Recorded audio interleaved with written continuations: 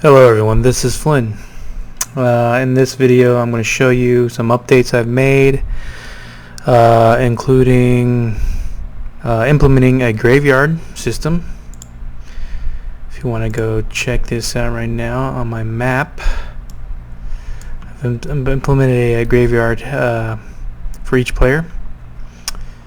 So here's one of them, the other one is over here. And so when a model dies, they will resurrect at their corresponding graveyard at the beginning of the round. So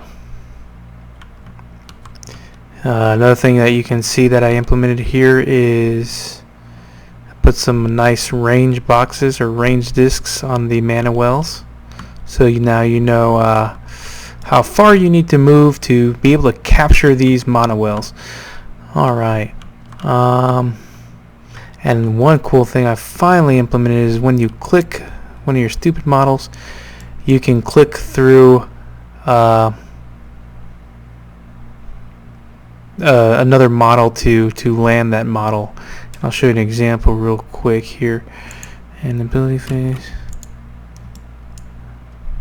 For instance, if I were to try to move this model here, and I was trying to click through this little dwarf here. Before I was not able to. Now I can. So functionality is a lot better now. Alright. What else here? I have a number of abilities I've added. All these right now have unique abilities. I'll try my best to come up with something interesting, but work in progress, a lot of game design, a lot of play testing. I'm going to probably need to get my friends involved eventually, my brother, because that's a lot of manpower. I'm rather focused on the code instead of the trial and error.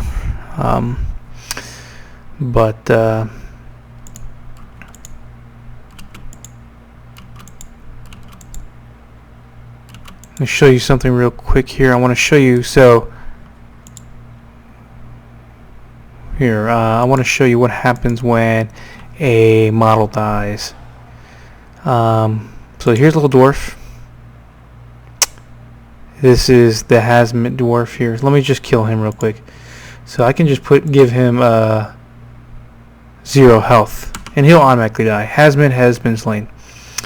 And so with that, at the end of the ability phase,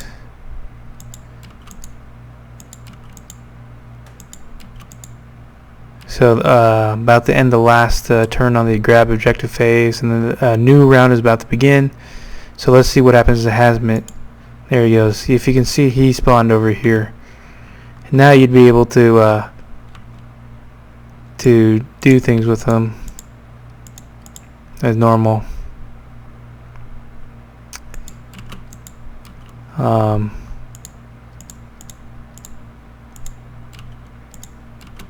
See, now he can move. Cool. So that's what's going to happen, right? If your model dies, it's going to respawn at a graveyard. So I don't want you to be completely like, if you're being dominated and all your creatures die, I want you to still have a fighting chance to maybe play the objective game instead of being all offensive, because I'm going to have armies that are more tactical, then I'm going to have armies that are very aggressive that do a lot of damage. I have armies that are very defensive. Just try to create a whole variety of different armies. I guess in this video I will finish up this video by just going over all the little abilities I've given these creatures, and then I will upload a video immediately after this playing with myself. I'm going to try to play a game as if it were to be played normally, and I will try to see which player can get to 21st, and I'll see which side is clearly more overpowered or imbalanced to the other. And obviously there's going to be a lot more tweaking that needs to be done, but yeah, so let me just show you some abilities right now. Start with Hazmat. I'll have to end my movement phase real quick, so get back in the ability phase so I can start selecting all these creatures. So this guy has Righteous Strike.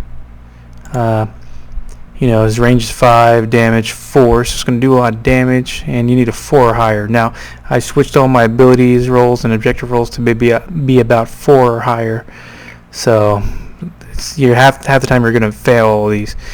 Strike at a target at close range, dealing direct damage. Okay, Shield Bash. This one's a nice one I thought of. Range 5, deals 2 damage, and roll a 4 or higher. So this guy has 2 offensive abilities. Strike at a target at close range, dealing 2 direct damage, and also apply bash effect to reduce save rolls by 1.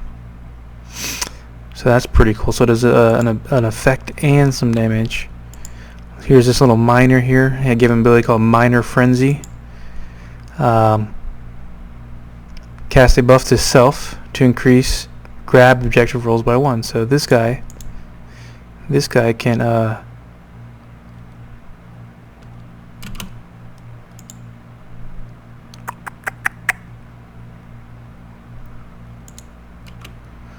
cast Miner Frenzy on himself, right? And you know, the little range disc is the size of his own base. I'm gonna cast that right now. I need a 4 up anyway. Let's see if I even get it. Cool. Applies Miner Frenzy, then increase grab objective rolls by 1. So that's something there. This guy has this priest on the ram. He has an ability called Harden. Range 10, roll of 5. Cast a buff to a target friendly monster and increase their save rolls by 1. So on your friendly models, increase their save rolls by 1. Then he just has a offense ability called Hammer Jab. Strike at a close range, dealing direct damage. Damage is 2, need a roll 4. So he does some offensive stuff. And here's just a priest here on foot. He has Eagle Sight. Casts a buff on target friendly monster to increase ability range by 10. So, and then he has Quick Heal. Can cast a heal on target friendly to heal 1 point of damage. So this guy actually has no offensive abilities. He's just, I don't know if I like that or not, but I'm just rolling with it right now. I try to make up for it with these 2 heavily armored dwarfs. He has Righteous Strike again, which we saw the other dwarf has, so it does 4 damage. And this guy can do a sprint on himself. This is a self buff to increase self movement by 10. So that's going to be interesting. So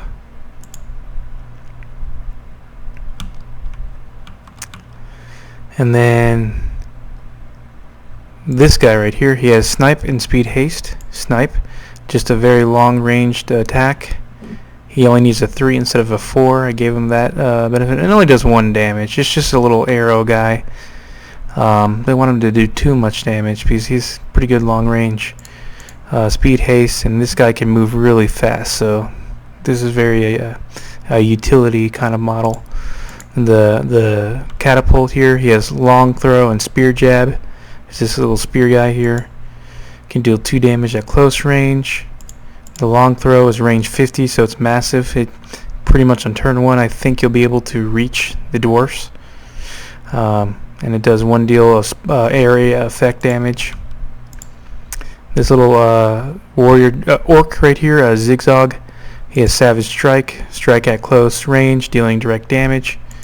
Then he has Enrage buff. You know, he can cast a self buff to increase ability damage by 1. So really what this means is that Savage Strike will be probably 2 damage most of the game. He just needs to cast his buff on himself. And then we got this orc on a wolf. He can do Hamstring. Strike at close range, dealing 1 direct damage. Apply Hamstring effect, reduce movement by 5. Then he has Salmon Strikes 2. 2 damage. Strike at a target at close range, dealing direct damage. So then we have our Orc Mage, our last model here. He can do a Fireball. He can do a range 3 damage, and then he can do a quick heal as well. Heal somebody for 1. So we'll see how this plays out. We'll see who's more overpowered. And but that's it for this video. I just wanted to show you that I've given most of these models some good abilities to start out with, and you know, that's just the beginning. Obviously I'm gonna get a lot more creative, and things will get a lot more interesting as, you know, I get into further development of this. And I might want to think of some more interesting abilities to implement before I go straight to the multiplayer functionality, because, you know, more multiplayer functionality is going to throw it's going to make things a little bit more complex, but I think it'd be good to have a good foundation before I get there. Yeah, and I wanted to show you that I cleared that being able to stop movement through a guy and land on your disc so you're not blocked by these models. And I added the range discs on these monowells, so now you know where to move. Alright, so yeah, next video I will show you me playing myself. Alright, that's it.